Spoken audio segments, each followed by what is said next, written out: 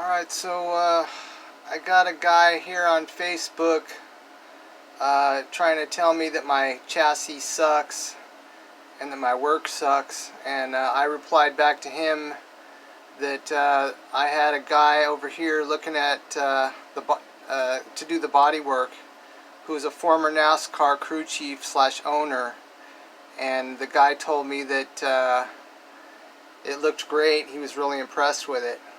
So this guy on Facebook was like, sure you did, like it was a big lie.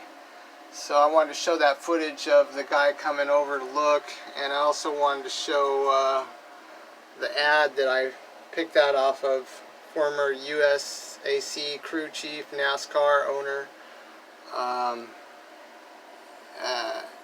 you know, and he's got pictures.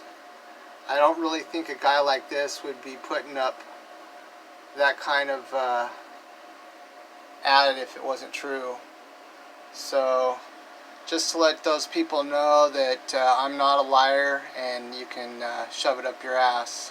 Okay, I've been spending the afternoon sandblasting this seat frame, and I wasn't able to get a lot of these springs in the middle with that blaster, so I went back and used the wire wheel, get both sides, get most of the rust out of there, sprayed it down with some metal prep, and I've got a few more seat springs to do, and I'm decided to just forget about the vinegar and just go with the sandblasting.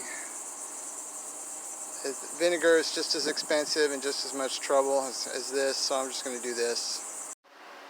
After going over all the options very carefully and looking at the prices and calling this guy, I finally ended up going with AAJ brakes. He was actually the most cost effective in the end, and he will actually talk you through it on the phone.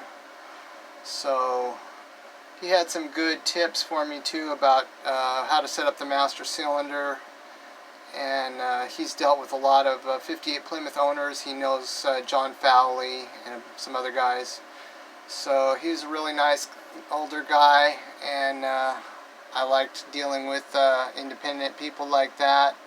So I went with his brake kits. I paid $10.99 to get a front kit and also a rear kit.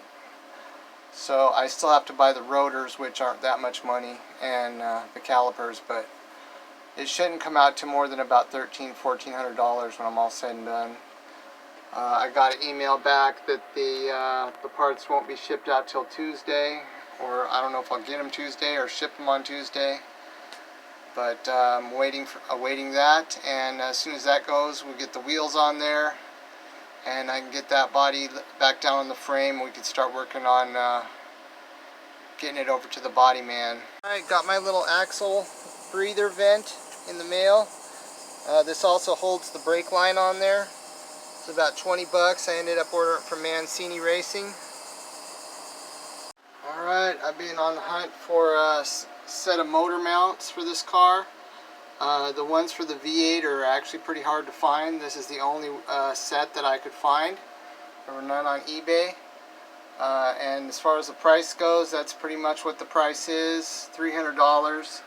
The rubber mounts themselves are around $100, and the brackets are usually around $100 each, so altogether it's $300.